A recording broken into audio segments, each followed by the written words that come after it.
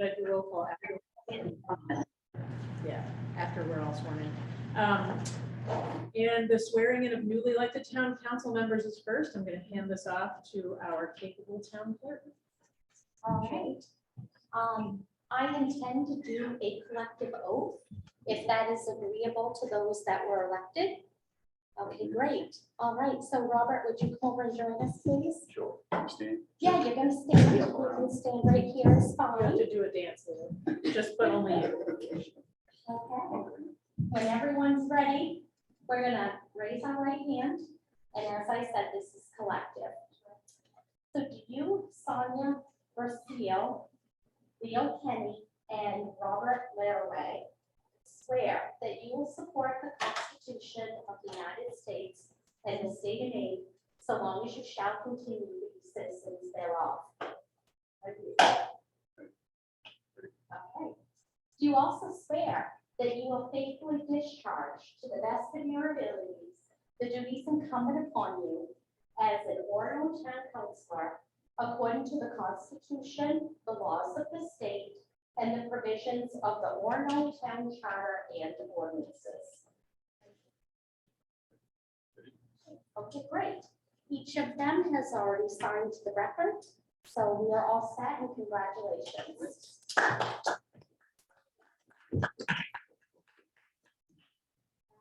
I also have oaths for our school board. Yes, item number 2 on the Thank agenda is you. swearing in of newly elected school board members. Again, Shelley. Yes, so could I call up Noah and Kevin, please?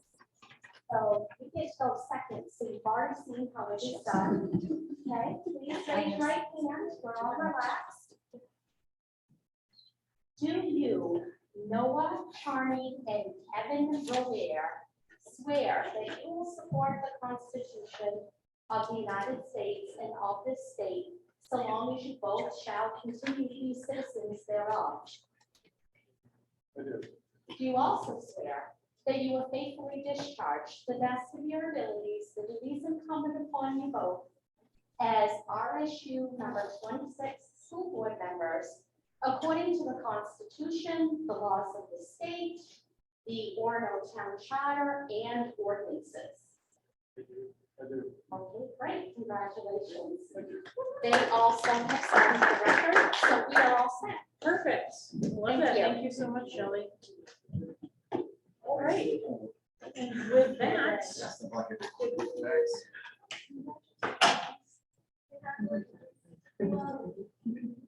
we will move on to item number 3, which is roll call.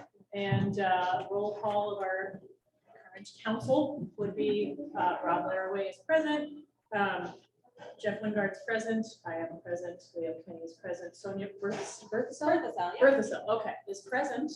And Cheryl, welcome back from North Carolina. Cheryl, I was we on have- the beach yesterday. I just Oh. want to let you know. Oh, don't tell me anything more about that. And then participating remotely via Zoom, still in the warm weather climate, is our council chair, Tom Perry.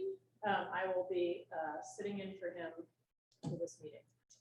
So moving on to item number 4, we have acknowledgements by council members. Let's see. Cheryl, would you like to go first? Well, you know, let's give the new folks a chance to settle in and gather. I just rolled into town. I'd like to acknowledge the snow. No, I have no acknowledgements tonight. Sonia? I am unfamiliar with this practice of acknowledgements, but I'll follow suit and say I don't have acknowledgements yet. Look forward to creating some. Leo? I missed the last meeting, but so maybe it's already been acknowledged, but I would acknowledge everyone that participated in the March 8th vote, and all those volunteers and staff that pulled it seemingly without a hitch, as far as I could tell. So the best election crew in the state. Can I just remind folks that Owl is powerful and all-knowing, but you have to speak into him and speak up. So it almost at times feels like you're yelling, and people are just going to assume that you're not yelling at them. Yelling at the owl. Yes, right. We will get this fixed when we get The Zoom. Yeah. Yes, Jeff. There's been a great deal of work being done on the roads and the infrastructure in town, and I've stopped and spoken to a couple members of the public works crew. they are busy. So I'd like to acknowledge their work and encourage people to drive safely around. Many potholes also going on in town. Rob? I don't think I have any additional acknowledgements to those articles. Tom? Please don't tell us how nice it is there. It is nice, but I would like to, I'd like to welcome our new council members. Appreciate your expressing interest in serving the town and standing for election, and I look forward to meeting with you in person. John? My acknowledgements, also just to echo what Tom said, welcome to our new counselors and congratulations. And also to follow up on the exciting news I gave last week about the Orono Chess Club winning the state tournament for the 3rd year in a row. Individuals for this weekend. And I think 2 of the chess team members, I think, won their little, whatever part of their competition they were doing. So we've got some really killer chess players at our school. So let's acknowledge that. Okay. Moving on to item number 5, we have our annual stormwater training for elected officials, which is the most exciting way to. So in the past, you've had to listen to me or to Belle. We are gonna give you a new voice. Megan, I hope she's feeling better, but my understanding is she has presented a wonderful training. No pressure. Yes. So hi, everyone. My name is Megan Hess. I'm the new Environmental Services Coordinator for the people who are not familiar with me. So first, I wanted to say congratulations to the newly elected officials. You are lucky enough to get in and sit on this training as well. So a main component of my position here with the town is overseeing the town's compliance with the MS4 stormwater permit. If you do not know what that means, that's okay. You will at the end of this training. So there's a list of items that we must do each year to comply with this permit. And one of them being trainings for the municipal staff and elected officials. And so that's what we're going to complete today. So I just wanted to remind you that you should have a printout of this training, which is a quiz. We need to be able to gauge the effectiveness of the MS4 trainings, but we also need to document the training. So that's what these quizzes are. You should feel free to fill these out as I go through this training. It is an open quiz, so it's just fill it out as you go. Just real quick, Megan, because Tom is sitting there thinking, I don't have a quiz in front of me. 6 of the 7 is sufficient, Tom, and you have been through this training before, so you are off the hook. All right, great. The training is no longer than 2 inches. Feel free to work through it. I'm going to go ahead and share my screen then.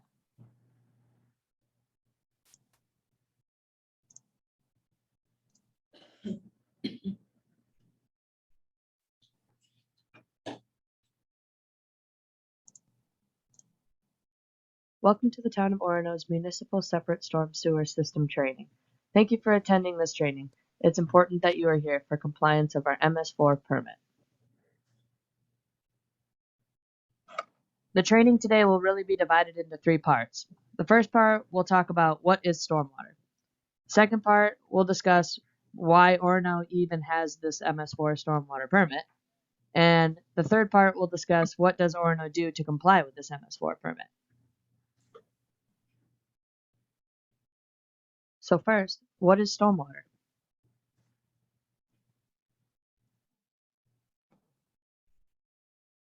Where does stormwater go? Just follow the flow. Stormwater is rain and snowmelt that flows over hard surfaces, washes down storm drains, and ends up in ditches. Stormwater collects pollutants such as pet waste, soil runoff, salt from snowmelt, detergents from wash water, cigarette butts, and litter. But did you know stormwater is untreated and storm drains lead straight to our local water bodies? Stormwater pollution harms aquatic plants and animals. Soils and sediment affect photosynthesis, clog fish gills, and degrade habitat. Oils, detergents, and pet waste lower oxygen levels in water as they decompose, and toxic salt levels can be found year-round in heavy use areas. Plus, bacteria and viruses in stormwater harm humans and wildlife. Clean waterways mean a healthy future for everyone. So what can you do about it? Pick up pet waste, plant grass or add mulch in eroded areas, limit fertilizer, pesticide, and snowmelt use. Wash your car on your lawn, not on your driveway. Place cigarette butts and trash in proper receptacles, and never dump anything down storm drains. Let your friends know. Follow the flow.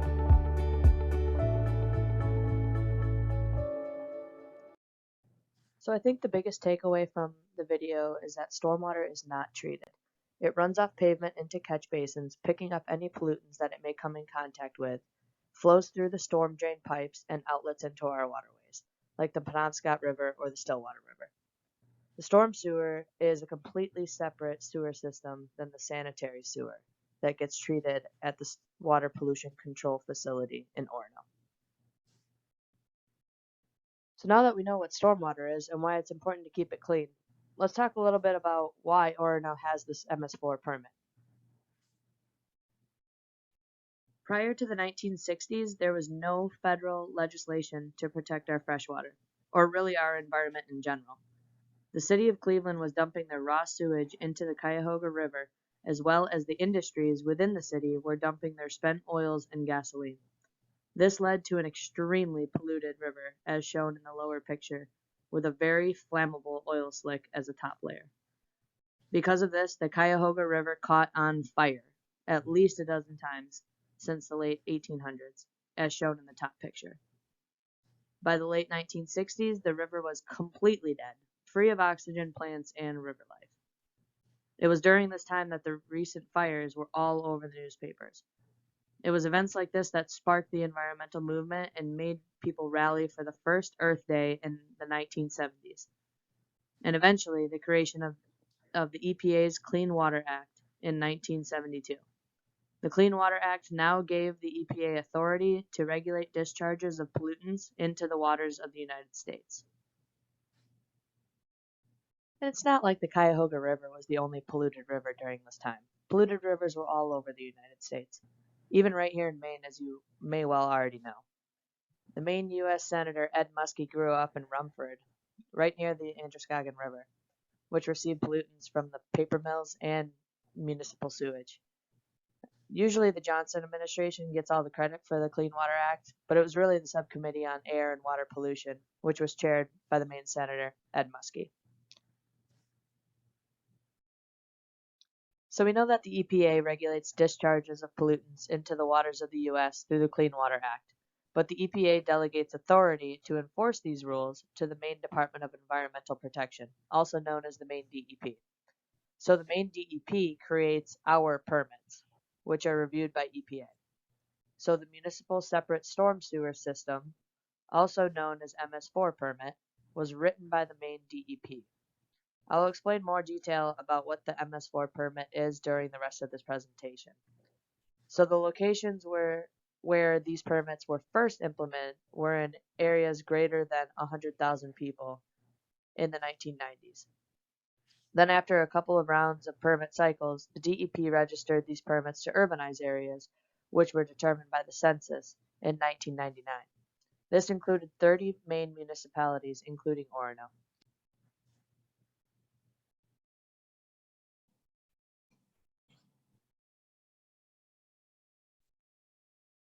So Orono's urbanized area, as you may have already guessed, is everything east of I-95. So the permit covers only the urbanized area. These permits come in 5-year cycles. So Orono's first MS4 permit was in 2003, the second in 2008, and we are currently in our third permit cycle, which has been extended. Our fourth permit cycle will start this year, July 1st.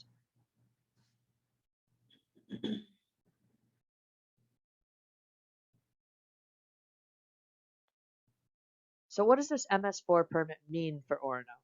A town that has an MS4 permit must prevent discharge of pollutants into and out of the town's MS4 stormwater system or urbanized area. So we must minimize stormwater pollution associated with municipal activities, which is partly done through trainings like this. And our ultimate goal is to keep our water bodies clean, like the Penobscot River, Stillwater River, Pushaw Lake, and Johnny Mac Brook. Our second goal is to avoid fines for violating the MS4 permit, which can be up to $25,000 per violation per day. So all in all, we do want to prevent our storm drains from looking like this, because we know that anything that gets into our storm drains will end up directly into our waterway. So how does Orono do this? How do we comply with this MS4 permit? The MS4 permit is broken up into 6 parts, or minimum control measures, that the town of Orono needs to comply with. I will go into each one of these in detail. So the first minimum control measure is public education and outreach. Our main goal to the public and to the local schools is that stormwater runs down the road, picking up pollutants or litter in the urbanized area.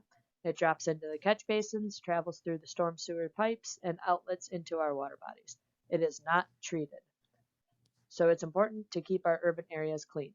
Another audience for this MCM is directed at our winter maintenance managers to have them use data and past history in an attempt to reduce salt while still having effective and safe roads, as salt and chlorides impact freshwater quality. We get this message out to the public through the Bangor Area Stormwater Group, which is a group of municipalities in the Bangor region that also have MS4 permits. So we team up to reach a larger audience and have a greater impact as one. This group puts out a lot of social media posts and useful information like the video you watched in the beginning of this presentation. The second minimum control measure is public involvement and participation. So the Bangor Area Stormwater Group meets every other month, is open to the public, and the meeting minutes and agenda are posted publicly. So anyone should feel free to join. The town of Orono also hosts a public event like the Street and Stream Cleanup every year. We have a poster competition for it beforehand that engages pre-K through 8th grade Orono students to get the word out about the Street and Stream Cleanup, which is May 21st this year. Please look at the Environmental Services page at the Town of Orono's website if you're interested in more details on that. Lastly, we conduct storm drain stenciling events, which direct attention to keeping our storm drains clean. The third minimum control measure is illicit discharge detection and elimination. This is focused around making sure that there are no connections into the stormwater system or no one is dumping anything down the system that shouldn't be there. We have a stormwater hotline where anyone can call in and report illicit discharges. This MCM also requires that we inspect our outfalls, which are locations where water leaves the MS4 system or our urbanized area into our local water bodies. For example, the end of the pipe in this picture. We are inspecting for any signs of pollutants like oil slicks, suds, or discoloration. We inspect outfalls during dry weather to see if water is coming out. During dry weather, there shouldn't be any flow, so we look for any illicit connections upstream from this outfall. Like if someone's washer drain is hooked up to it, then you would suspect to see bubbles. Our fourth minimum control measure is construction site stormwater runoff control. Believe it or not, soil is the largest pollutant by volume to our water bodies, and erosion from uncontrolled construction sites contributes to the greatest share. This is a big deal as sedimentation affects water quality, aquatic habitat, and aquatic life. Therefore, the town of Orono has a land use ordinance that requires large developments to have erosion and sedimentation control during construction, and also to have stormwater best management practices put in place for the construction projects. This means we do a minimum of 3 inspections per construction project, though usually it's more than 3. The fifth minimum control measure is post-construction stormwater management. So all of those best management practices like rain gardens, retention ponds, storm drains that were put in during construction via our land use ordinance need to be inspected every year to make sure they are still working properly. So the town of Orono has a post-construction stormwater ordinance that requires those developments to do an annual inspection and provide that inspection to the code enforcement officer. The sixth and final minimum control measure is pollution prevention / good housekeeping for municipal operations. There are a bunch of things that the town does every year to meet this compliance. First, every spring we street sweep the roads to clean them of winter sand, snowmelt trash, or residual tree litter. This keeps our storm drains clean. Another thing that the town does is inspect our entire storm water system over the 5-year permit cycle to make sure that everything is working properly. For example, you can see in this picture if the gutter line on the road is distorted from a frost heave, it needs to be repaired so that it will properly guide water to the storm drain and keep the street safe. Lastly, we do training series like this, but in more depth for Town of Orono departments on operation and maintenance plans. This includes trainings on spill prevention and cleanup, exterior garbage storage, vehicle and equipment washing and fueling, and erosion prevention, all in the light of keeping our storm drain system clean. This was an overview of the Town of Orono's MS4 stormwater system permit and what we do to comply with this permit. Thank you for your time and participating in this training.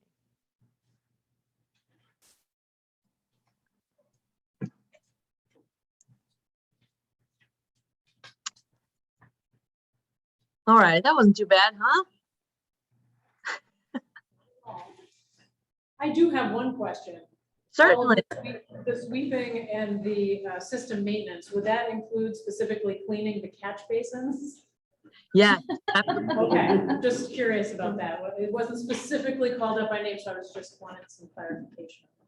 Yep. The sweeper actually has a vacuum on it too, and it sucks out all the stuff from the catch basin. I think last year I selected curbside trash collection and that was wrong. Yeah, I don't know why I did did. something Don't wrong last select year. that. You should I don't know select why I that. did. I just, but I remember doing that. EPA doesn't expect perfection, they just close to it. Right. Yeah. So where do we find our quiz? Oh, this is it? Oh, Yeah. I thought it was an. I just need to get it back and we We were their names at the top.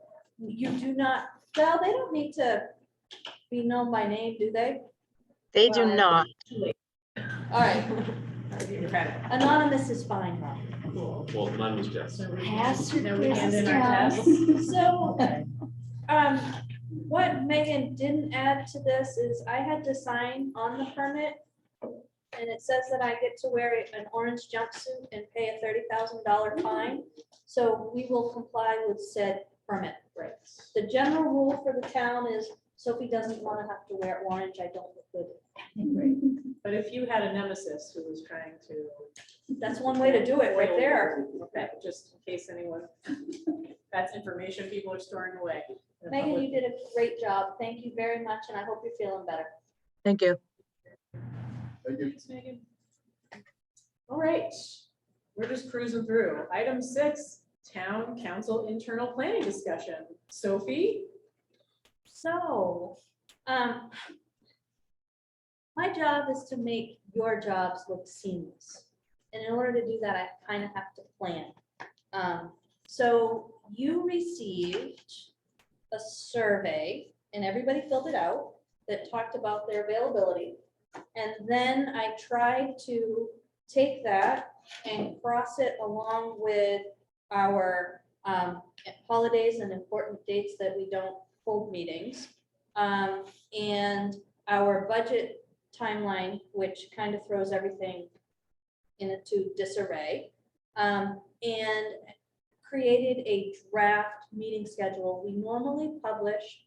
So I'm going to talk about what we do, understanding that that might change. And I'm not trying to say you have to do it this way, but we have historically been publishing a quarterly meeting schedule. So every quarter we come back because people's lives change, or at some points it's staff that doesn't have availability on a particular day that you might want us to be available. But the goal is to try to keep everything moving in a generally forward direction. So I don't know how you wish to tackle this, ma'am, but I thought we could start with talking about the holidays and list of important dates, because if there are days that need to get added, that might then impact what we talk about later. So the general rule of thumb is that the first part of this document, which is online under the council if you need it, the this document, the first half of it talks about the days that the town office is actually closed. In general, if the town office is closed, not even in general specifically, if the town office is closed, we tend not to hold council meetings or events. Then below that are dates that the town office is not necessarily closed, but we ask staff to not schedule community events on these holidays, religious holidays. And unless there was a specific reason why we absolutely had to have a meeting, in general, the town council has stayed away from the religious holiday dates that you select. We like to try to adopt this once a year if possible, because it's a planning tool. But from time to time, things come up and the dates may change. So this is what had been approved back in January. And I want to just have a conversation to see if there's anything that should be added to this. I have in addition, it's in a way moved this year, but it would be nice to have it on the list. That's the first night of Hanukkah. This year that falls on a Sunday night, so it's not going to affect our meeting schedule, but I think it's important to have it there. And the other thing I'd like to mention is that there are probably 100 holidays we don't recognize. So if anybody is on council and feels they have an observance that is important to them, we should make, an accommodation so people can step back in those things.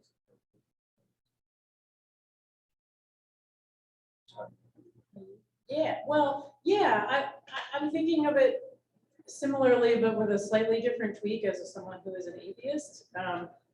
This document is for planning purposes. Like, for example, I think Ramadan is like the excellent example of how we use this document, which is Ramadan is happening. So in order to respect people who in the public or on council who want to participate in the process, then we make sure to end our meetings before sunset so that it's open and accessible to somebody who is observing Ramadan to be able to participate in the public process of governance and also they have their religious observance.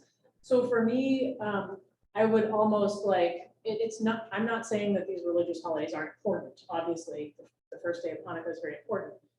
We are not going to have a meeting on Sunday. So I see this list as not necessarily let's call out everyone's religious observances so much as this is a list of things where we need for planning purposes to know that we will change our approach to accommodate everyone who has a religious observance that requires them to not be here, just so that, does that make sense? Like, I'm trying to say this in a way that is like, I'm not saying like, don't honor people's holidays. I'm saying that as someone who is not religious, for me, this document is very much like, I want to be respectful of everyone. Yeah, Yeah. you feel it's not necessary to list Hanukkah this year because it's not. Yes, applicable this year. right. Can I, without causing heartburn, just suggest I always that have heartburn, Sophie, I'm 41 years old. from a planning perspective, for me, it would be much easier to put everything out there that council expects and change the dates, and if it impacts, it impacts. Right. But I don't want to forget about it and then have done the wrong thing. Yeah, So which I is would- also totally valid. Is that okay? I could be fine with that as well. Yeah, right off the bat, this looks like a very nice and pretty comprehensive list. The two that I would think to add sort of for next year, if we're front loading and making your life easier next year, Sophie, is first night of Hanukkah and Holi, which is another Hindu festival that happens in the spring. Can you tell me what it's H-O-L-I? Just happened recently. And then we did also receive a response from Lori, who was on the email So chain. She mentioned a few holidays. So I spoke with Jeff about her requests.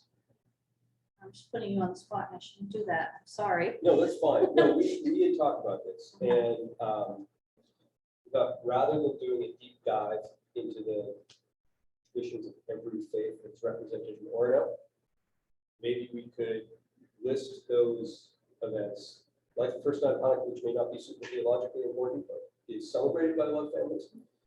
And then have that caveat that if a counselor or a member of the public wants to participate in our process, but feels that they have to step back for a night for whatever reason, we're going to honor those requests. So I don't want to, I just don't feel like I'm knowledgeable enough about everybody's traditions to make a comment. Yeah, I feel like this looks like a very good starting place, and I'm happy to, I mean, I live in sort of interfaith religious land all the time, so if I think of anything else, I'll be sure to bring it up and we can add it then. Yeah, and I mean, I feel like similarly, if a member of council or even a member of the public were to contact us and say like, this is a really important meeting for me to attend, however, this is also an important holiday in my religious tradition, I would not have, I mean, of course, we could postpone, we could change the time. We could be open to those requests without having to put them on the list personally. Tom, do you have any input from digital land? No, I think the suggestions have been made by councilors are excellent.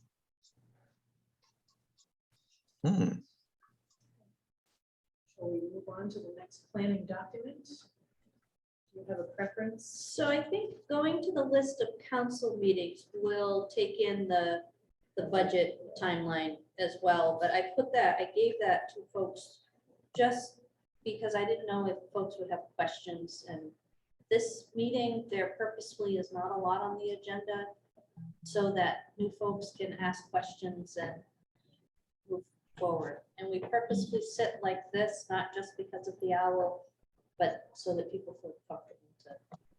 We don't want to do like an intense 3-hour financial No. audit type No, it's not the conversation first the first time. day.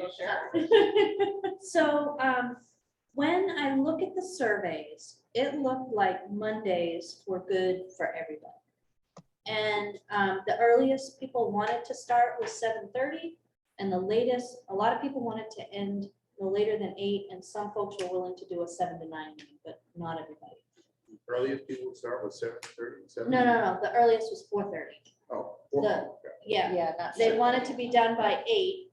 We had a couple people who were open to a 7 to 9 block. Just so you're aware, in the town charter or ordinance, I think it's ordinance, it is ordinance, the monthly council meeting starts at 7 unless you affirmatively change it the meeting before. One of the things that we have found during COVID is that people have seemed to be getting earlier and earlier and not wanting to be out as late or doing things as late. So we have been the Monday or the month before. So let me just, It goes on the consent it agenda. goes on the every month. consent agenda every month to move the town council meeting to 5 o'clock. That is a council choice. You don't have to, but if you don't do that, it would be at 7 o'clock on the second Monday of the month. If there is a holiday on the second Monday of the month, by ordinance, it goes to the third Monday. So this reflects the draft that you have in front of you for discussion, reflects maintaining a general council meeting at 5 o'clock on the second Tuesday of the month. You will notice there is second Monday, Mondays and Tuesdays. So as we look at April as an example, one of the things that you notice is that we are using the committees, all committees format for meetings. I receive either people didn't care what format we used for committee meetings or they liked the all committee meeting. So I popped that on as we'll go for the next quarter with all committees. Because people seem to be geared earlier, I tried to start the council committees meetings at 4:30. That is that's for discussion. You will notice in italics through April, it has the sunset, which is when we would do a hard end of a meeting. This will create a bit of an issue when we look at April 11th. So 6 months ago, the town, 6 months ago, the town engaged Craig Freshley, he is a facilitator, to work with the new council on effective group dynamics. Part of the goal of that meeting is for the council to agree on its own ground rules to use for the next year. And then also learn some skills on how to professionally and respectfully hold people accountable to those ground rules. We have engaged him for 2 hours. He's got a wonderful presentation. Tom and I met with him once, and I've had a couple of phone conversations with him. That meeting is scheduled to go to 6. Then if you're gonna be here, we would normally feed you dinner. So from 6 to 6:30 would be the dinner hour. And then we have noticed public hearings to start at 6:30 for the 11th, for the regular council meeting. That gives you 45 minutes. So here's my plan. You have to get the public hearings done. What's on for public hearings is not anything huge, I don't think. I think you'll find them to be pretty routine public hearings. And then I will make, as I was already under orders from Tom, to make as brief a council agenda as I could. If there are items that are not time sensitive, but that would make the meeting go beyond 7:15, then we can look at creating a special council meeting if we have to get those done, if they can't be told. So that is what this is documenting as a plan. I am not telling you, I am giving you the basis of how those Sorry, dates and times quick came out question. here. Are you Yes, talking about the 11th? yes. Yeah. Yeah. Is there something on the 5th as well? So we have, yes, you do. You have a training with Maine Municipal Association. Okay.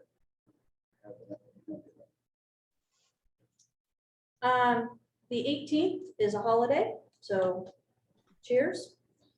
The 25th, Craig Freshley comes back at 4 o'clock with a draft, with that draft council rules for better work process, and for you to agree to that. Hopefully he'll have it all right and it will be easy to do that. And then move on to annual council work plan development. So in the past, staff has worked extensively with the chair and with Megan, as our writer extraordinaire, to craft a very lengthy, very detailed work plan. One of the things you're going to hear from Craig is that he's going to suggest that we shouldn't be doing this lengthy or as detailed, and wants to work with council to winnow down a few priorities that will then guide staff. So he'll take you through that process and hopefully get to a point where we have the priorities necessary that we can then draft the work plan from. We're only paying him for 2 hours that day, so it will be an efficient, effective meeting, right? Sorry, where is this in the new council orientation? Or is it in the council I emailed it to you right before the meeting, Leo. And I've just lost my spot. In May, you will notice. Can you go back to the environment committee meeting and why that doesn't meet everybody else? So on the, Oh, yeah. 27th, right, so the environment committee meeting isn't a all committees meeting. So because we have members of the community that come in and so we meet on a separate day. Again, I talked to Sonia just a little bit. If that's anything that you need to have changed, we can always, I can put that on our agenda too, if somebody wanted to be on it but couldn't be there at 5 or wanted or needed a different day. And we've been changing them to accommodate people's schedules for 2 years now. So it's an easy thing to do. But if nobody needs it, I won't bring it up, and we just meet on a different day. Forgot you in May or June. I've got you right, got me right here. I must be looking at it. Yeah, no, not May or June.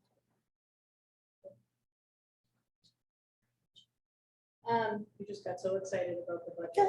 I did. I will tell you, I had multiple documents.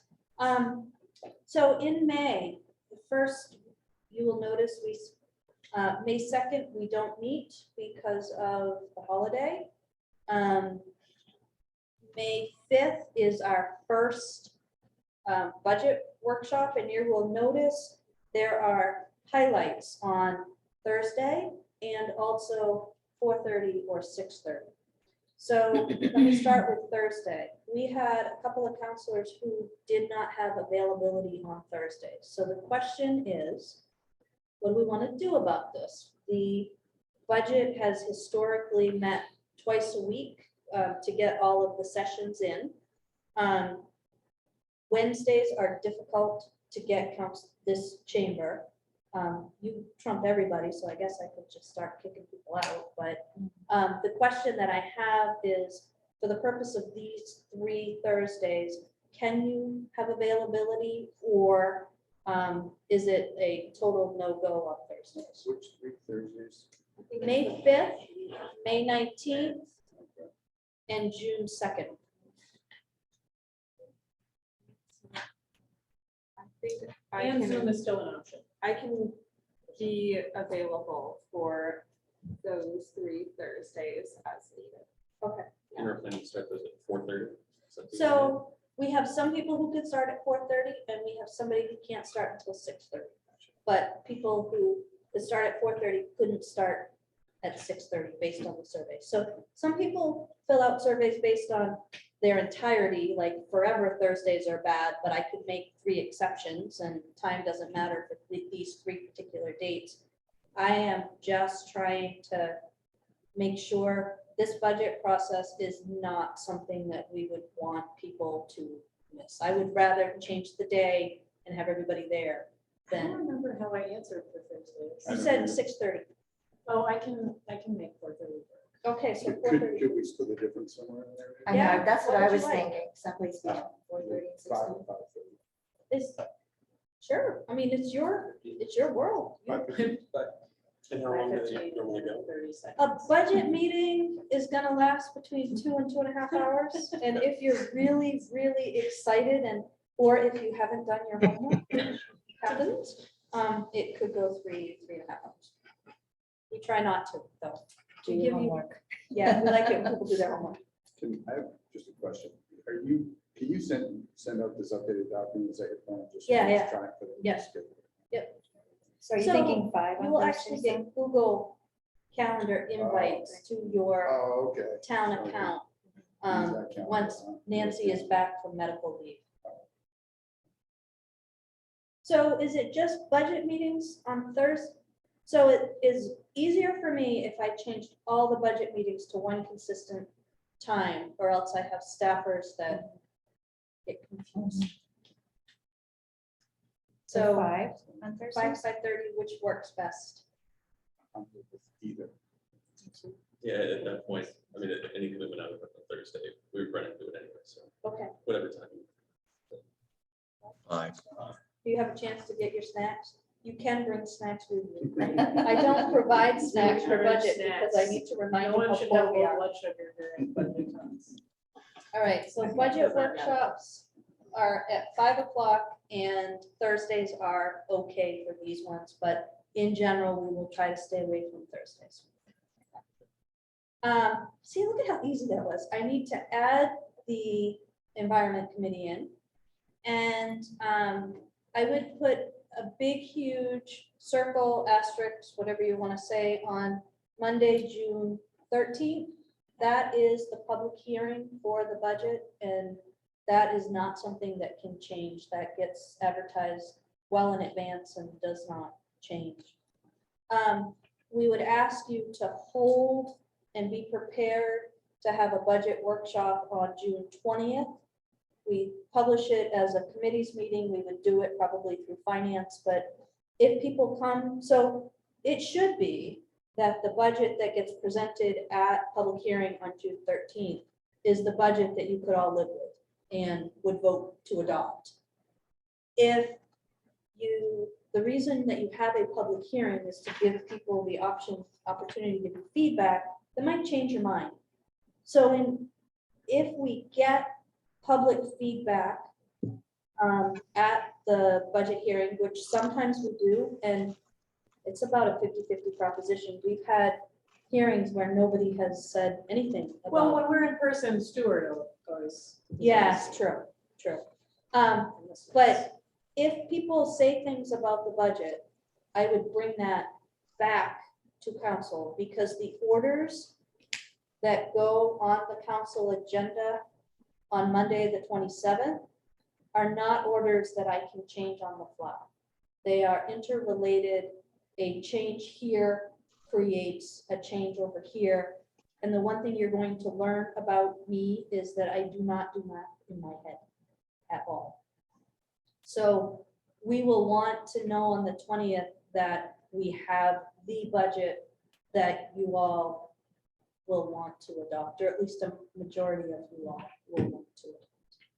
You know what? I'm sitting here this whole time thinking that it's voted on, because I'm used to being on the school budget. It's not voted on.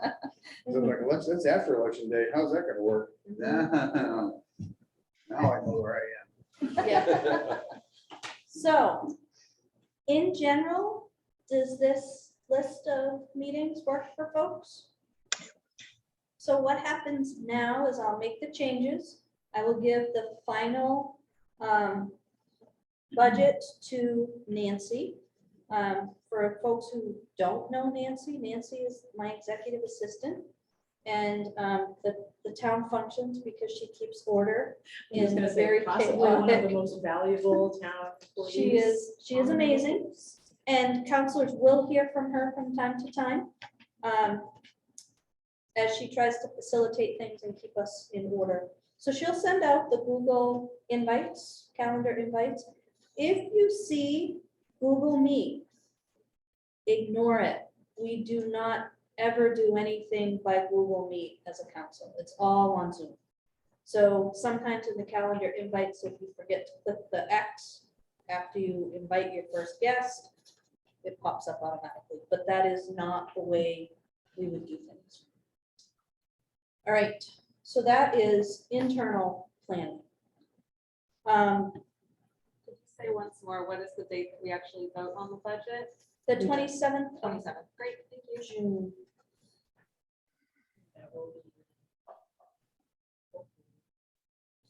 very easy to experience after many months of hard work.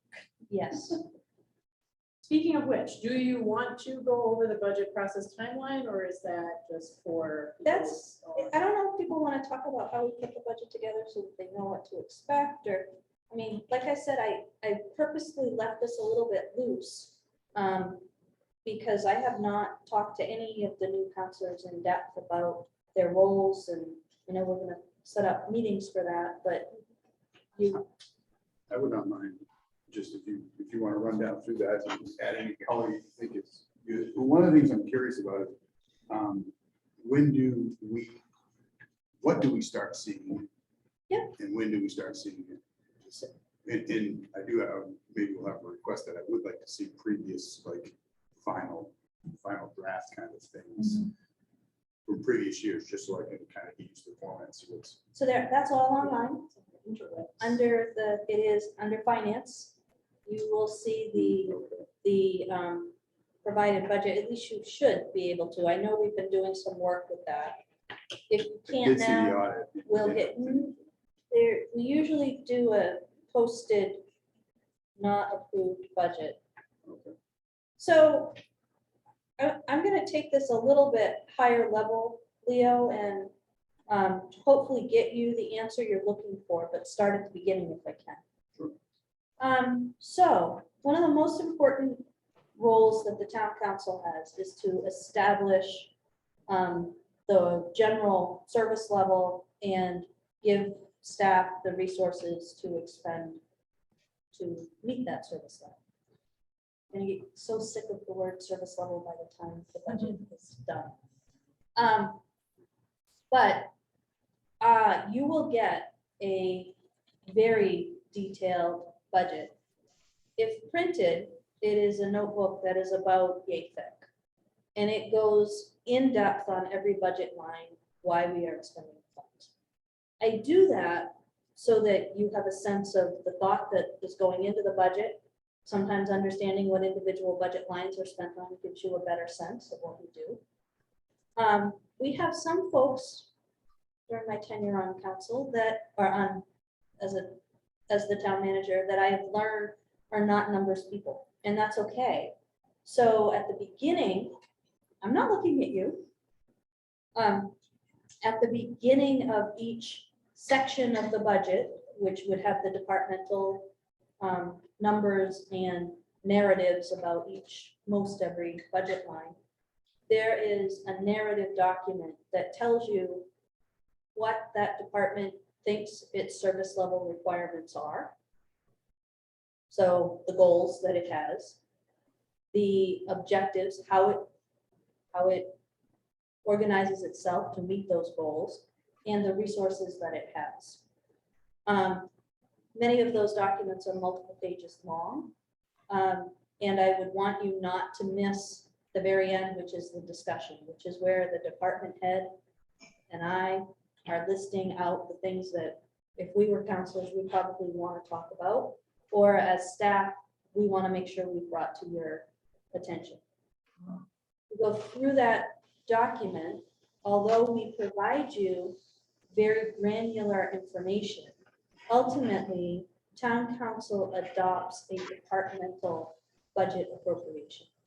Once that appropriation is been adopted, it is up to me to expend. And unless we hit certain purchasing thresholds, those purchases don't come back before town council.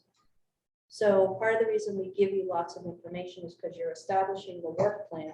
And as long as we're expending funds to meet that work plan within our procurement policies, that's the last you kind of see of the budget lines. You see reports as to how we're expending the funds, but it is not as granular a process as you might be used to in other places. Yes, sir. So are you saying we go through departmentally approving, and then at the end it's just a total? Is that what you're saying? No. So you do not approve budget lines. No, but departmental.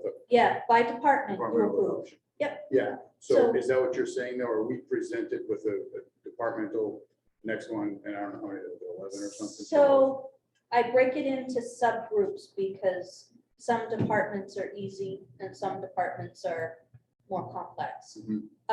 So what you get on the first night of the budget workshops, you get all the materials a week in advance. So you'll get them all and hopefully the last week of April, and you don't meet until May 5th. So you should have them at least a week in advance to go through the documents. All departments. Everything. So the binder, so the document that you all received called memo and FY22 OMRs for town council PDF, which is incredibly, thank you for sending that out, because I think that's a great way to see that overview. Yeah, I was just gonna say, by the way, that I just found that today, and make sure you guys had seen that. I don't know, maybe you found it. Yeah, I- it's a very good- helpful. But when you get the binder, it will be broken into department sections. And so the beginning of each section will have this, like, for example, town manager's office, where it has the, assumed outcomes, the current methods, like the current service level type information, and then things that we might want to discuss, areas of concern, et cetera, that the department head has put together. Then we get like the spreadsheet of numbers for that department to be able to kind of look at these things item by item in the discussion. And so we get all of that for every department before budget talks even start. So you can go over it, and then as Sophie was saying, we work our way through one or two departments at a time.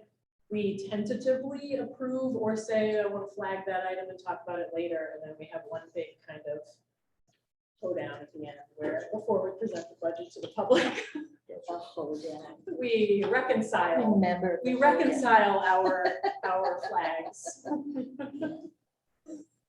it's very self-explanatory once you get it. Once you see it, it's not, I think Sophie's got it broken down. And the department heads have it broken down to this, at this point, that when you see it, you'll understand. But we do flag things that look odd and, you know, things like that. I'd like to come back to that. Well, or just say like, you know, maybe I'm okay with this item, but I'd like to come back to it, or I'd like to see if we could add in this at the end, and then we'll discuss whether to remove or add things in one thing. So I'm gonna say that's exactly what we did last year. Uh-oh. Let's do it Every this year. That's what we're In doing. previous years, it has really been a free flow of discussion, and it's not like a vote on, if I put in, I want to spend $1,500 for a tent to put out front to cover the begonias. I don't know if we have begonias out there, but, and you see that, I might have put that in because citizens have requested that 15,000 times. And I want you to make that decision because I don't think that that is something that is operationally necessary. So that would go in the budget. You get to that and you say, oh my word, I'm looking at this budget and I think we have to cut $200,000 out. The begonias need some direct sunlight. I want to cut that out. So somebody, as we go through that, we get to the budget, we do not go line by line by line through the budget. The hope is that you would have done your homework in advance and flagged the things that you have questions about. And say, let's talk about this tent for out front. And if everybody, if there's a whole bunch of people nodding, I make a note to take the tent out and we go forward. I think last year, part of it was the format on Zoom. New counselors maybe not being aware of the system as much, but we ended up with this big process at the end where people hadn't understood that some things had already been taken out of the budget, and it created department heads racing to get memos done and stuff that ultimately probably didn't need to be done. So the more conversation we can have, better. Yes. Yeah, I also emailed you a link to financial information. So- I saw you trying to find it on the website. I just sent you a link to it. Perfect. Thanks for streamlining. Oh, do you guys want it as well? It's just the page on the Orono Town website that has all our previous budgets going back for several years. I saw you in the search bar. So, the other answer here too is, if there are people who prefer to work electronically as opposed to having a binder, it would be great for me to know. I do not need to print you a binder if you're not going to use it. Well, it's a good doorstop. Yes, Is it a PDF that you can't Yeah. edit? it would be That's a little more cumbersome if you can't like write something where you have your questions and stuff, you know what I mean? That's no problem. so. If you send me You can get it 80 printed page though. You document. can get it printed. This Oh, is I can probably a see it. 300. Yeah. I get it printed Probably one, closer Leah. to what, a 200-page document? Yeah. Yeah. Yeah, I can't just read returned them all the binders electronically I found on the either. internet. I get them Yeah. printed. So I personally get it printed for myself every year so that I can make notes and scribble and pull things out, put things in. But that is truly, you think about it, and what I want to, if you know right up front that a binder is a big old waste of time, then I would prefer not to spend the money to make it. As you go through the budget, you will get a binder or the PDF or both as soon as it is available. I wait usually 3 or 4 days before I post it for the community to see it. Community members wanted it, they could get it. However, I think that's a little bit different than one of the things that gets posted in the front of that budget is a projected tax rate based on the projected budget. if I was a counselor, I would want to know that I saw that before people started yelling at me about it. So that is the reason why we tend to lag just a little bit, to give you the opportunity. If you want to know, you should read it. Plan not to go get coffee at a local coffee shop for a week or two. I just stay out all budget season. I just stay home. I I just stay home. hide for my 2 office. So the process is that we go through, if you have questions that are super detailed, for example, last year Jeff had some questions about infrastructure. Instead of taking up the budget time, we actually scheduled a time for he, Rob, and I to meet and talk about the questions that he had. Staff enjoys doing that. It's not a big deal. As counselors, you need to go through me to set that up. But usually if I can't answer it, I'm happy to bring the department head in to a conversation. It was actually really good. This is the first year I've been through the budget. I didn't know what the history was. It's done significantly differently than the school budget. Cost centers are totally different. So it was a great process to sit down. So, did I answer your question about the budget? Is you step into the most difficult thing that council has. Yeah, but you'll get to learn a lot about operations, which I think is important. In comparative operations, that's always been my favorite part of the budget, is the sheet that shows our service level Yeah. for every department. Oh, I was gonna omit that this year. Everybody loves that part. Okay, I'll bring it in. But it'll show kind of where we are, and then if we were to downgrade our services and spend less money in that particular area or upgrade them, what that would mean, and how it would change, which is a useful document, especially when you're new. Sorry, Sophie. It's fine. It's a big document, but that's fine. We can do that. It's color coded. Yes. As we go through this, it's important for everybody to remember that while I can be the keeper of the information and the facilitator of the process, ultimately the budget that you adopt is your budget. If you have questions or you don't think we should spend money on something, this is not a personal issue. You should come to me and get your questions answered. It will make you, I think, more comfortable and confident to express your thoughts in a budget meeting if you have gotten all your questions answered. So that is not bugging me. I had a counselor once say, I don't want to bug you. That's kind of my job. That's why you hire me to be here. And ultimately, we want you to pass a budget that will allow us to provide the service level that you expect. Because if you don't pass the budget and then ask me to do the work, I'm going to ask you what you want me to cut mid-year. And that never goes well. So we're working our way through that. I will tell you that CPI and the labor market is making a pretty ugly budget this year so far. So still trying to massage it. Next week at the committee meeting, all committees on the 28th, one of the things we're going to talk about is a pre-budget workshop. That pre-budget workshop does not require that you give me a laundry list of everything you think about the budget, but rather, for example, the Black Bear Express. You look at the Black Bear Express. Do you want to cut that service? Do you want to double that service? Is there something that you want in our services that is different? We are open currently 4 days a week, 10 hours a day to the public. If you want to be open on Fridays, it would be the time for you to kind of tell me that now so I can build in, or at least tell you what that would cost in the budget.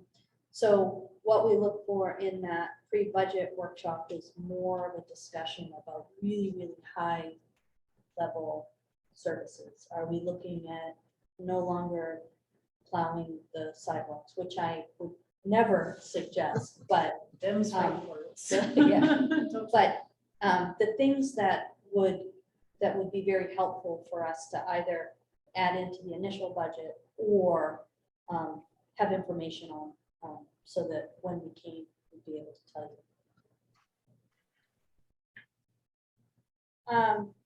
So if we're good with the budget, Well, I also just wanted to see if other counselors had any questions about the process or anything, even if it seems small or silly, like we have the time built into this meeting, even if it's just like, is this really hard? Like, what is it? Or anything at all about the process. Thanks for the opportunity. Feeling good about it. It is quite the trial by fire. Certainly. so could we talk for just a minute about communication? So everybody got information about Freedom of Access Act, right? You all got the primer, and you are either going to the meeting on the 5th or you're going to fill out the watch the video or fill out the statement that you read the frequently asked questions. So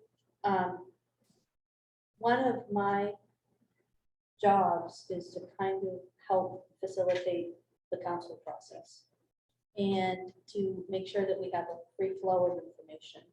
When I was hired almost 11 years ago, one of the chief complaints with that council was that they felt like some people had lots of information and other people had no information. And so one of the things that we've really worked hard to do is to make sure that everybody has at least access to the same information. How they digest it is up to them. So you will see at times that I send you information. I like to try to send out reports about operations every once in a while to keep you in the know.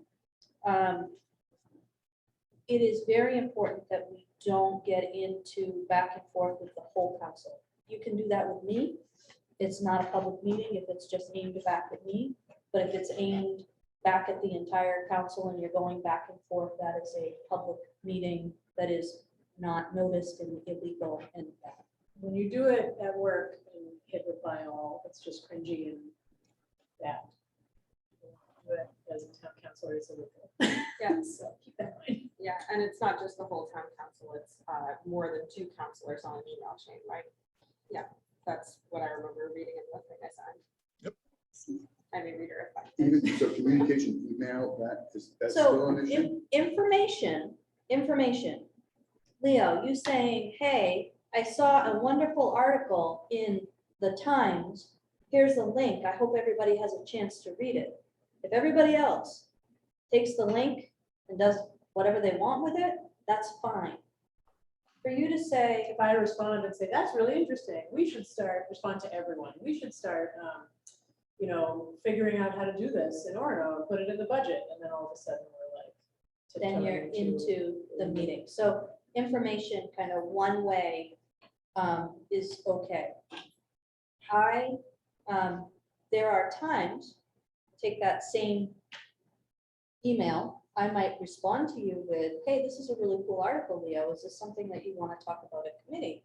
And then you might respond to me, yeah, that's a great idea. I'm thinking we should do this, this, and this. And then I would say, hey, I could have this staff person here with this information. Would that be helpful to you? And you would say, yes. That's not a meeting, because I am fully staffed. So that's important.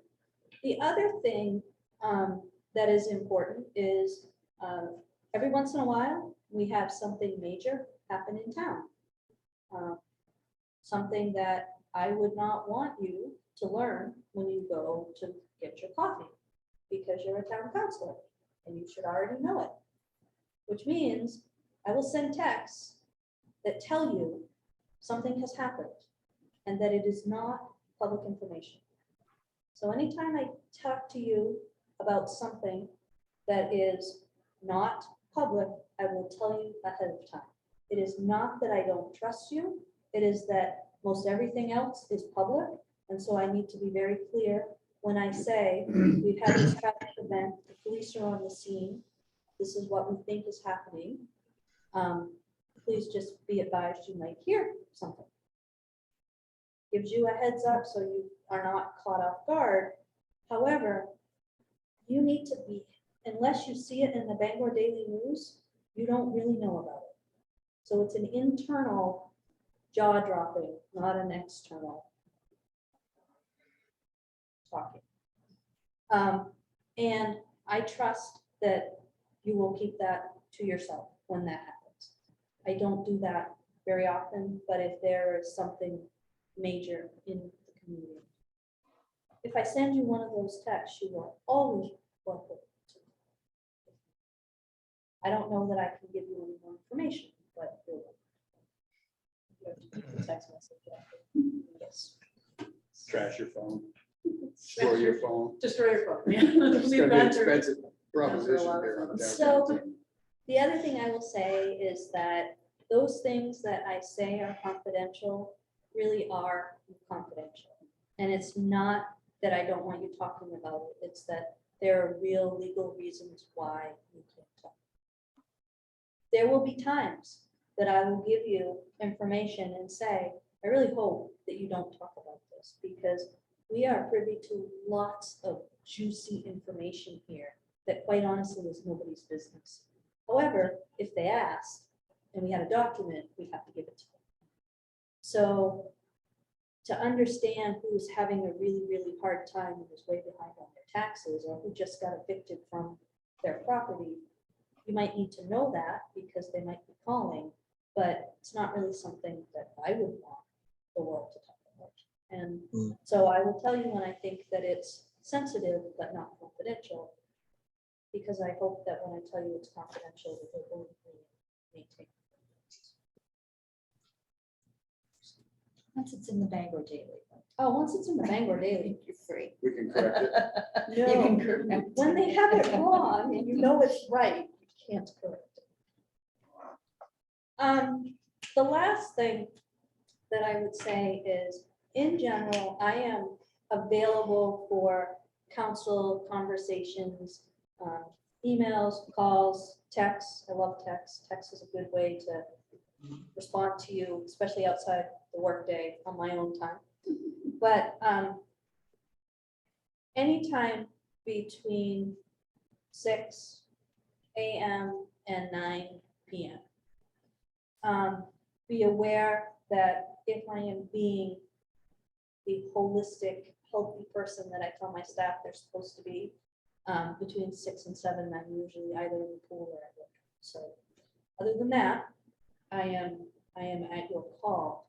I would like to get some sense from the group about what is the group's accepted norm regarding communication with me, meaning if I send an email, can I expect that everybody has read that within 24 hours?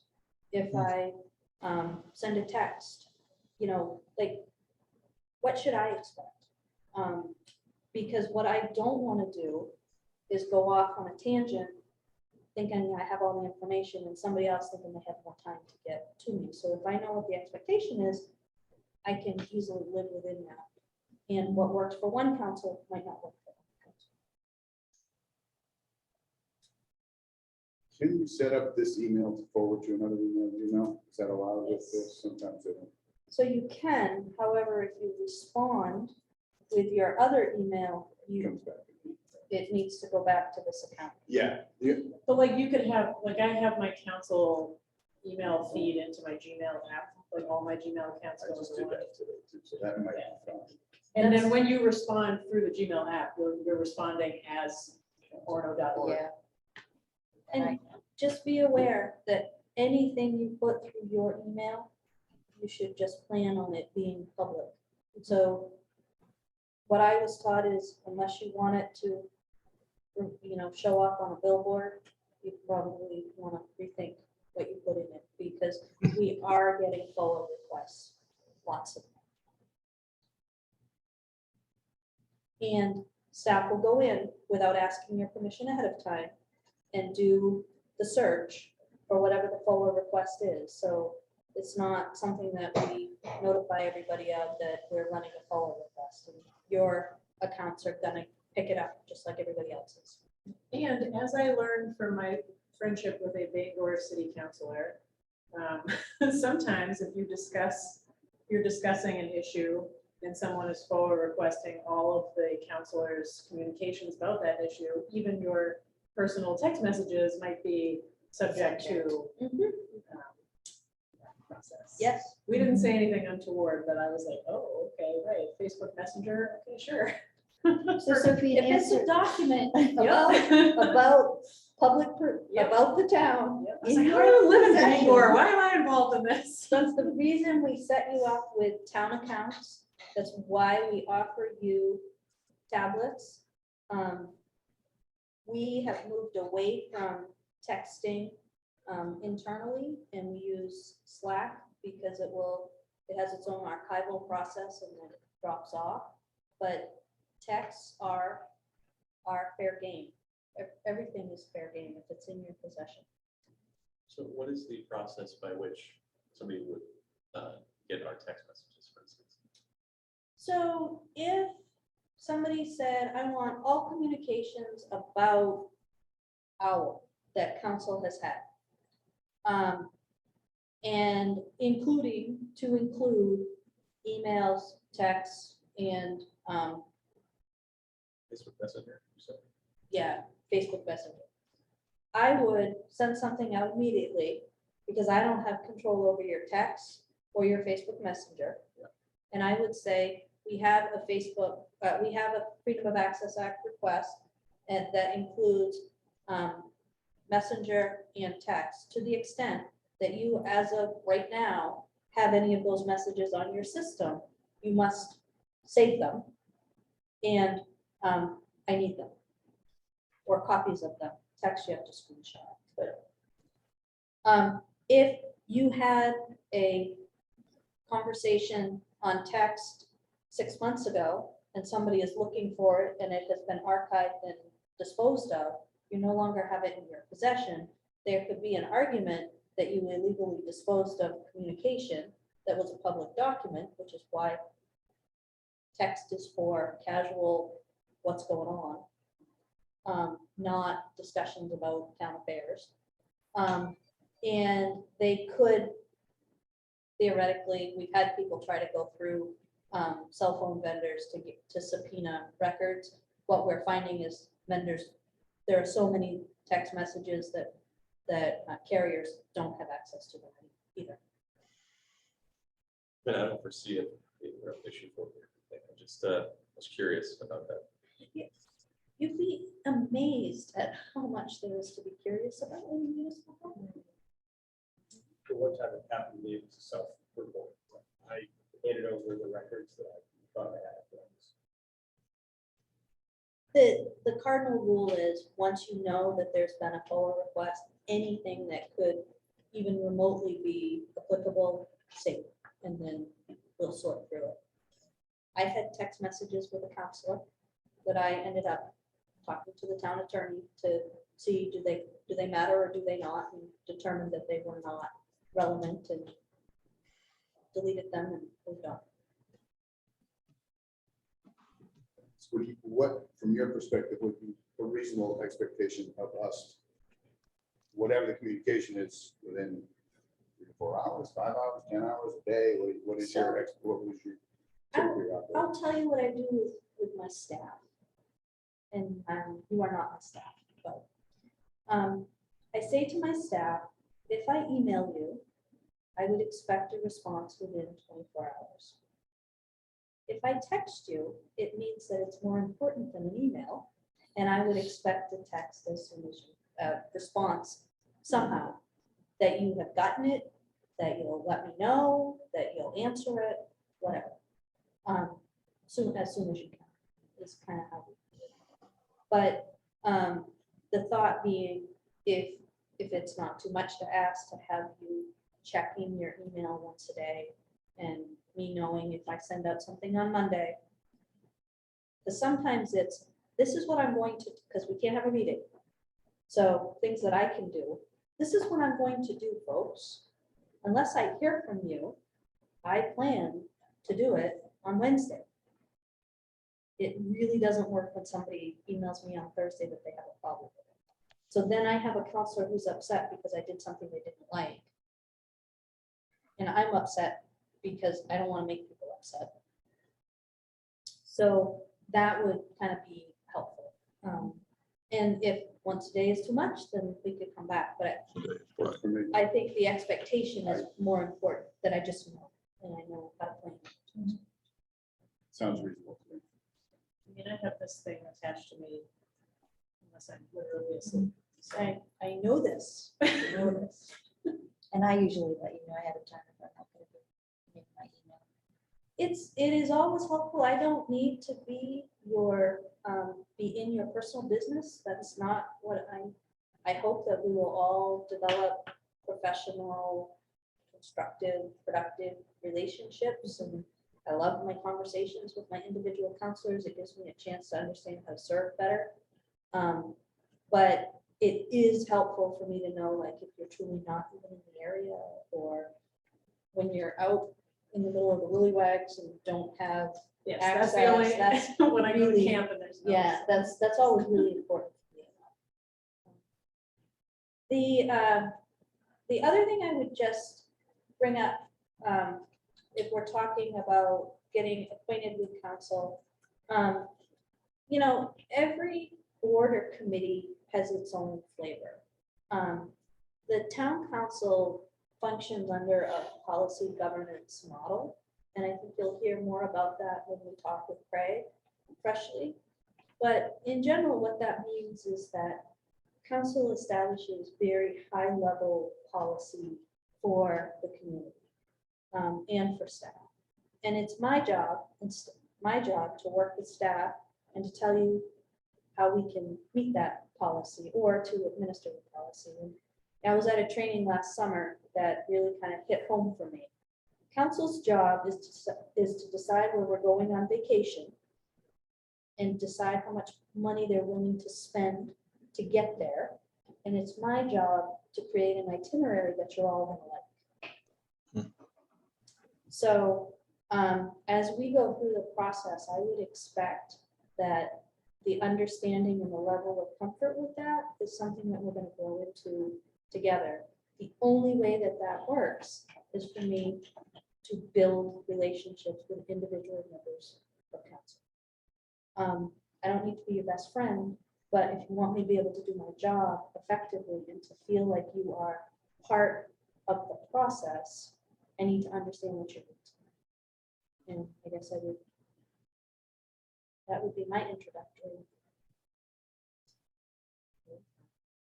Can I add one note on the subject of timely communications and emails? I can make my best effort to check it once a day and probably will more often than that many times, but I'm sometimes flaky with email. It's a thing that I know about myself. And so if there's something that's pressing, that's an emergency, do please call or text if you haven't heard from me, and I don't want to hold up the works. Sounds great. Yeah. Sounds great. Which I assume probably we could all agree on that same policy, right? If there is something that's pressing and for whatever reason we whiffed it on the email, that Sophie could, instead of assuming that we don't want to talk to her, she could just shoot us a text or call us.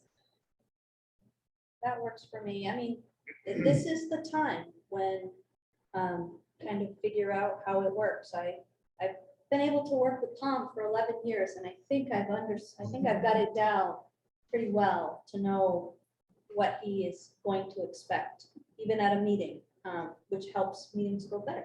And Sophie is too modest to admit this, but her building individual relationships with each of us gives her a chance to get to know us and our tendencies and our kind of likes and dislikes or things that we want to see or want to know. And she really does get to know to the point where she can usually reasonably predict how we would all interpret something or react to something. And that helps her present information to us as a group in a way that's more efficient and effective for us to kind of work through our process. So like the better that she can build relationships with us as individuals, the smoother the whole process goes when we get together, because she's able to facilitate it really well. My favorite meetings are the ones I don't have to talk, because I've gotten everything in the background that you need and you can launch into what you guys need to do. Anything else on the subject of communication? That seems like a no. So are we now moving on to item 7, a brief town manager's update? You know. So usually at the end of almost every committee meeting or workshop, you will see a brief town manager's report. This is my opportunity to tell you some of the things we're doing. It's also your opportunity to ask me questions. If I don't know that the question is coming, the answer might be, I don't know. I'll have to look into that and let you know. If it's something that you have a burning desire to have an answer to, if you shoot me an email or a text before the meeting, I can make sure I have an answer to it. So as we plan for the April 11th meeting with Craig Freshley, I think it would be really helpful for you to read the council policies and procedures manual that is in the drive. I think I also sent it attached to an email. Not saying that that is what we're going to walk out with in terms of policies and procedures. My sense is that that document will probably go through a revision to reflect whatever comes out of the workshop. However, I do think that that will give you a basis for what we do now. The housing bill, I talked with council about 2 weeks ago now, I think. We had 2 councilors in the town provided testimony in opposition to the bill, pointing out some wonderful pieces of the bill and that the bill was a great, the idea of improving affordable housing was one that the town council would get behind. However, there were some things in the bill that were very problematic for a college community. Which one is this? This is LD 2003. And it's an act to implement the findings of the Housing Commission's report. That testimony was extensive. I was late logging into the work session last Wednesday. They were done before I ever, I was an hour and a half late, I think an hour, 15 minutes late. And this was the last item on the work session, so I kind of figured I'd have to wait. They were done. I do have a copy of the amended bill, which I will get out to folks courtesy of our membership with the Service Center Coalition. However, as of midday today, the amendment was nowhere to be found on the legislative website. So it's, you click on the bill, you can get the testimony, you can't get the amendment. The amendment seems to strip all the pieces that we liked. It strips out the incentive, it strips out the requirement to evaluate your zoning and identify priority development zones that would be appropriate for high density housing. It takes 4 units, and you have to, anywhere that multi-unit housing is available, you have to allow 4 units.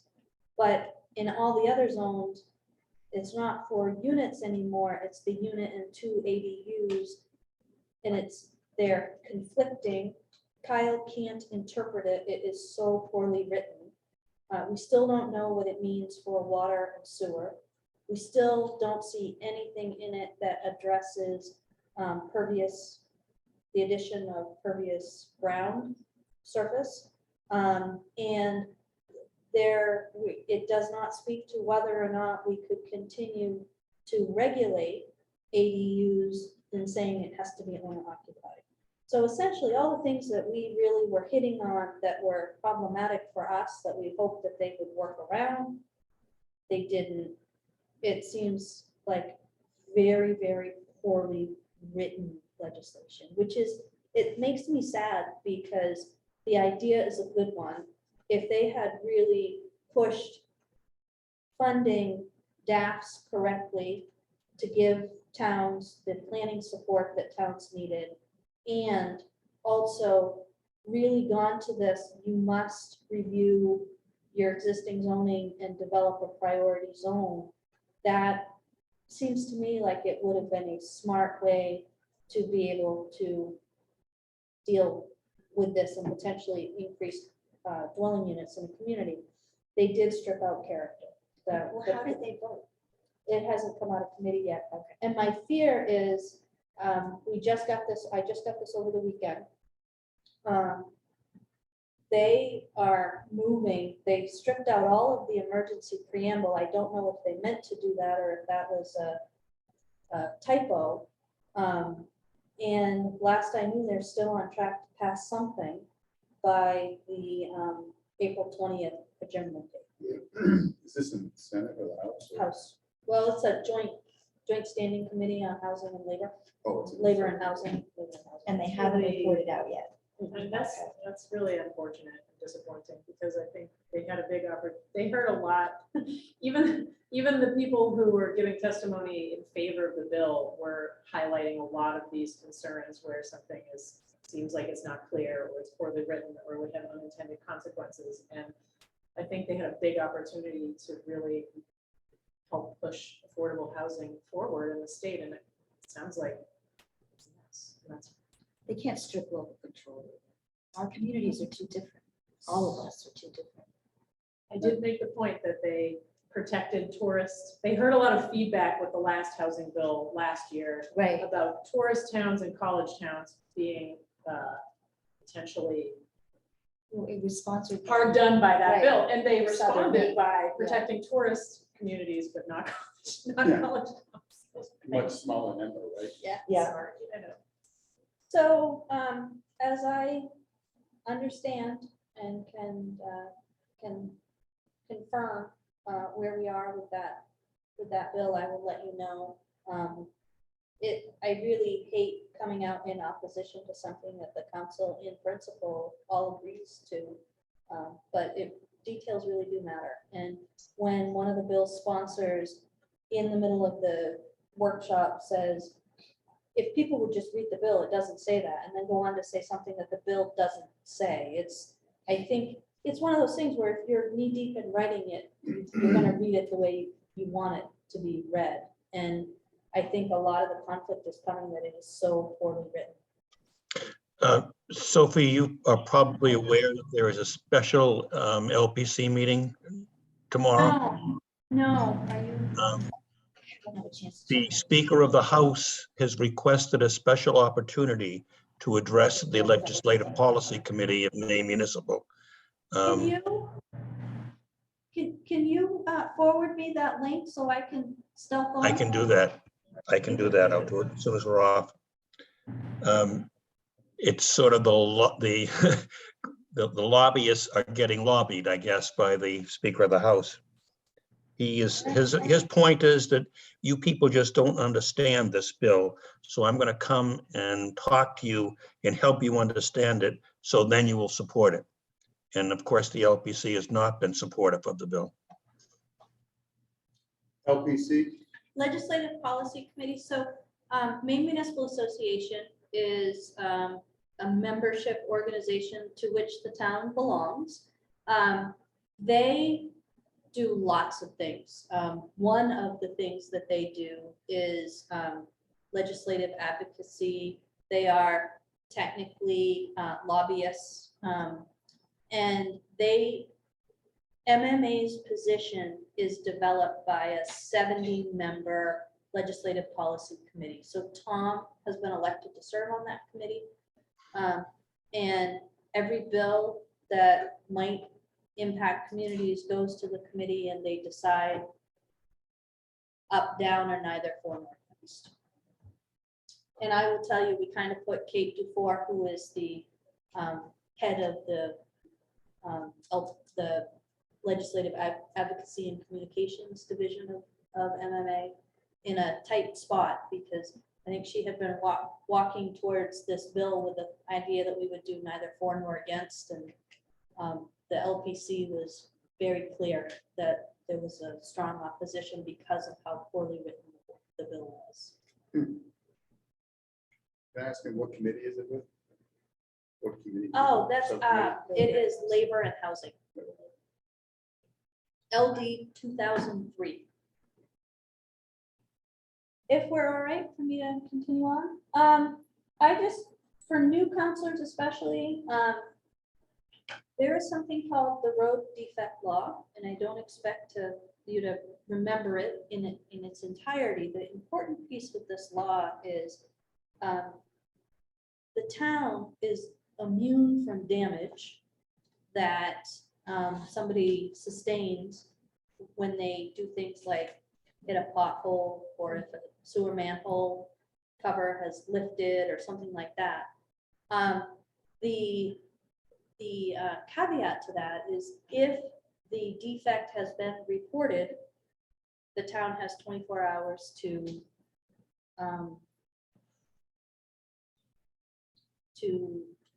address it. This is where you come in. If you're at the store or the Nest on Saturday morning and somebody comes up to you and says, man, there's a huge pothole on Forest Ave. Can you do something about that? And you say, sure, I'll let somebody know. And then you let me know on Monday. And somebody hits it on Monday morning or Sunday night, I now own the front end of somebody's car. So it is very, very important. If somebody comes up to you and says, I want to report this, your answer needs to be, I'm an elected representative. I do not take complaints.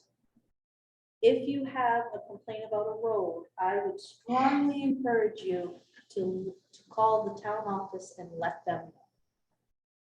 So it is not about you not wanting to help your residents, but the way that you help the residents and allow the town to do what it needs to do is to send them in the right direction, and that is 866-2556. That's good. Good? I was starting to worry that we were somehow in the loop there. No. You're gonna have to get out and fix potholes. Yeah, just get my shovel. That's part of the deal. That was in your oath. I also want to make sure you are aware that we received service or notice this week that we have been named as a defendant in the LaPointe versus LaPointe civil matter having to deal with the ownership of 201 Kelly Road. So the reason that we have been named as a defendant is really we're a party in interest because we hold a writ of execution on 201 Kelly Road. So long before I came to Orono, there were junkyard violations at 201 Kelly Road. The council elected not to renew a junkyard license. The person elected not to do anything about it for a very, very long time. Ended up in court under state law. Junkyard violation fines are $100 per day per violation. There is no reducing that. So went to court, the judge reduced it for whatever reason. The town council at the time appealed that to the law court and established municipal law that says $100 a day fine is not reducible, and gave us a judgment for a little over $70,000. Well, more than that. It was $70,000. It was $68,000 when I got here 11 years ago. The town then entered into an agreement with the owner, and I do not have chapter and verse on this. This is high level, might have some of the details a little long. Entered into an agreement with the owner. That agreement says the owner will pay $100 a month towards their fine, and we do not accrue any further interest to the fine. In order to secure that fine, the town at that point in time and got an order from the court known as a writ of execution. That would allow us to go in and liquidate the assets on the property until we got to $70,000. As you can imagine, that is not what the town wants to do. So we use the writ accept $100 a month. When they fall behind, we use the writ, we accept $100 a month. And we use it more as kind of the stick to make sure that they continue to comply with $100. You say, use the writ, what do you mean? Means I send a letter saying, You have this saying, authority. you have forgotten that you owe, I think you've forgotten that you owe us a few $100. Could we start making the $100 payments again, please? I would not, remember, we have this writ, we don't want to use it. And we won't as long as you comply. They got a year and a half behind at one point, and we went to the lawyer and had them write a more formal letter. And we have renewed the writ. But because we have an interest in the property, anytime there is any kind of legal action with the property, we get pulled into it. We are not a defendant in terms that we have to defend ourselves, but rather we need to just note that we continue to have an interest in the property. And it does not matter how that property is sold or who owns it, who lives there. We will continue to get $100 a day from whoever, $100 a month from whoever, Regardless of the outcome of this. But if you're somebody who likes to troll Bangor Daily News, you might see the town listed as a defendant in LaPointe versus LaPointe. So I'd like to let you know when that happens. Also want to let you know that we got our first round of earmark notifications. So last year was the first year in a long, long time that the federal government used the earmark process where we can make direct funding requests to our federal delegation, who then take it through the federal process as their project and move it forward. My intent is to submit the Main Street Sidewalk project, which is $1 million project that currently has about $300,000 worth of funding.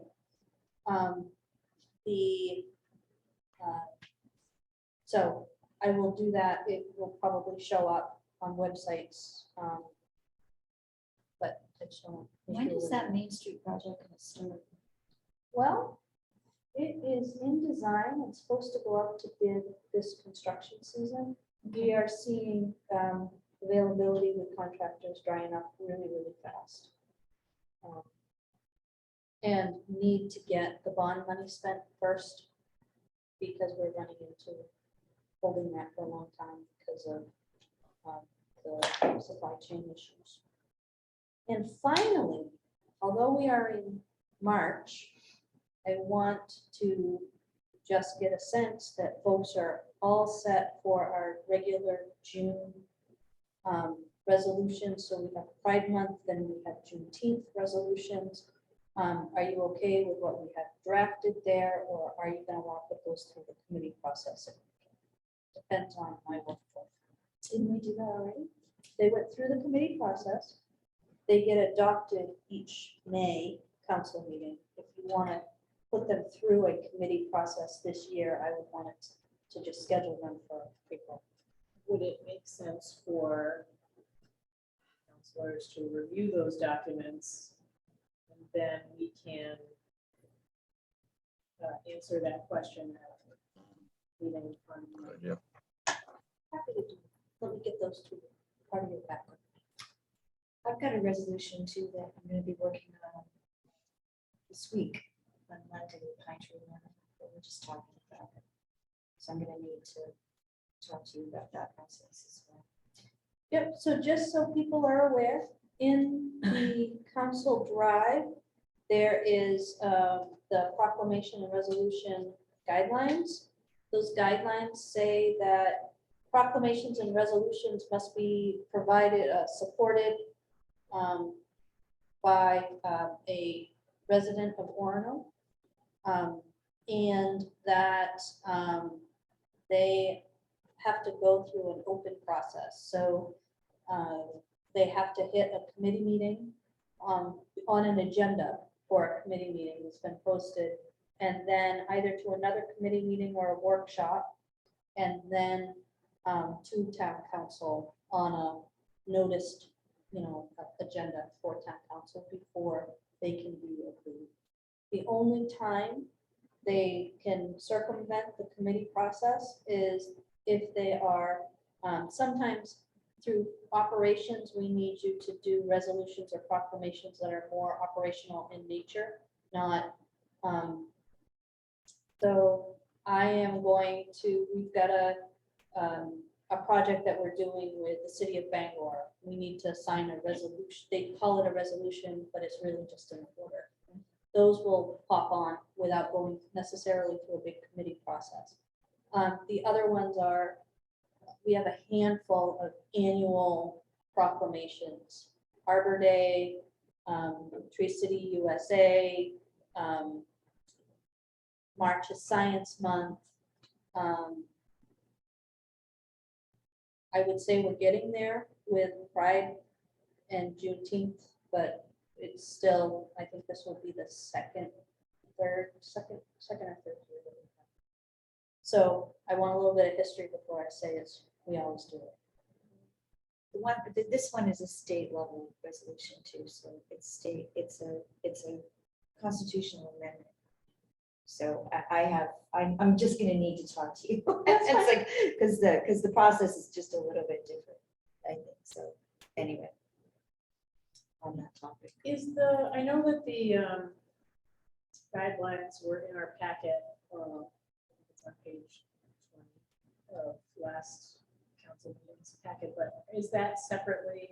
If you go to, everybody should have access to the new shared drive. We're working to migrate the new council had just a shared folder, and now we're creating a shared drive.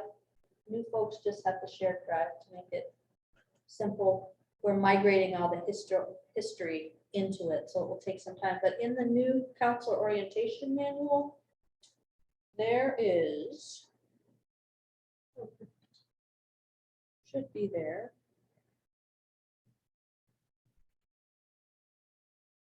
Oh, well, Maybe I'm not. gonna stop saying what's there. I will put it there.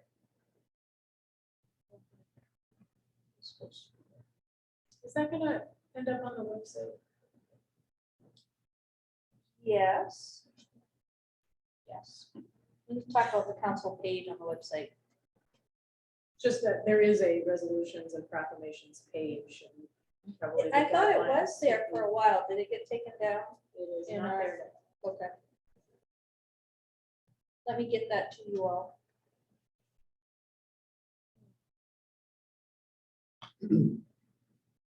Anything else on this item?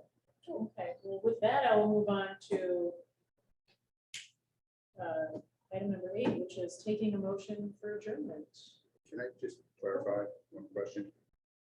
Do you send an email before a meeting with the attachments, or do you point us at a folder? So since I'm the one that's been doing it lately, what I normally do is put it in the What does folder. Nancy do? Let me ask her. Well, Nancy hasn't been doing it. Oh, So what I normally do is put it in the folder and attach it to an email, because we have some people who prefer to work in a folder and some people who prefer email. okay. Just bear with me, Leo.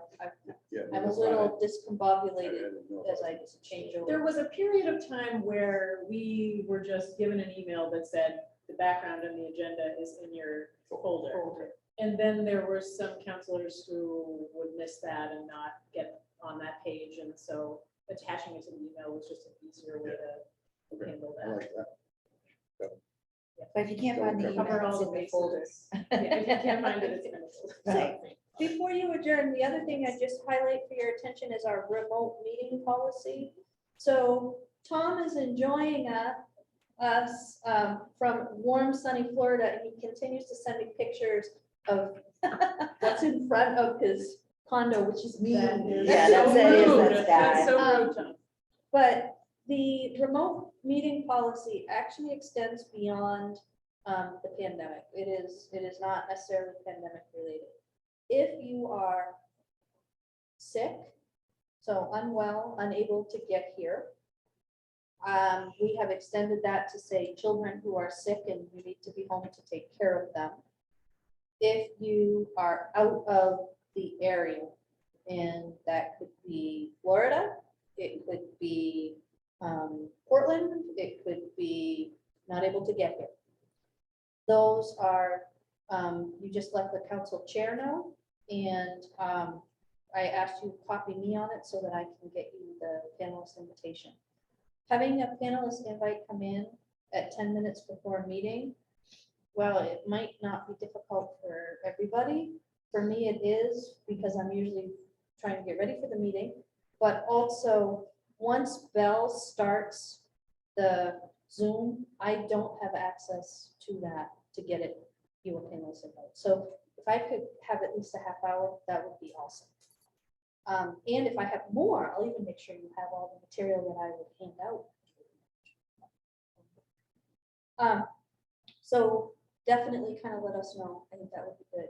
As we move forward, the plan, as I recall, Tom, the plan was that when Tom's coming back on the 10th, the 11th, we will have a regular, that short council meeting, but one of the first things that we do on that council meeting is elect the chair who will serve for the year. If you have questions or concerns about how the chair is elected, I can tell you very simply, gets nominated. Somebody nominates a slate, whoever might be on that slate. In all my years, I've only ever had it happen once that 2 people got nominated. And then there is a show of hands vote. So just be prepared for a show of hands vote. And then when that happens, whoever is elected usually takes over the remainder of the meeting. Or stays at the helm, which however it works out. That the new council chair will work with me to develop the slate of committee assignments. That's based on the survey results that we already got. Plus, if you're not going to get your first or second choice, I'll make sure I'll touch it. The good thing about the all committee format, well, any committee, even if you're not a member, if you show up, you're a counselor, so you get to participate and vote and be engaged as if you are on the committee. The reason that it's good to have them designated is if there is a particular topic and I need 2 counselors to go do something with me. If it's finance and operations, I'm going to pick the finance and operations chair and find out if one of the other people can be part. So that's kind of where that is good. And I guess that's it. So I think Now I'll take a motion to adjourn. So moved. Second. All right, all in favor? We are adjourned. Thank you very much, everyone. So, Sonia, Leo, and Rob, would you like to try to set up time to meet, or would you like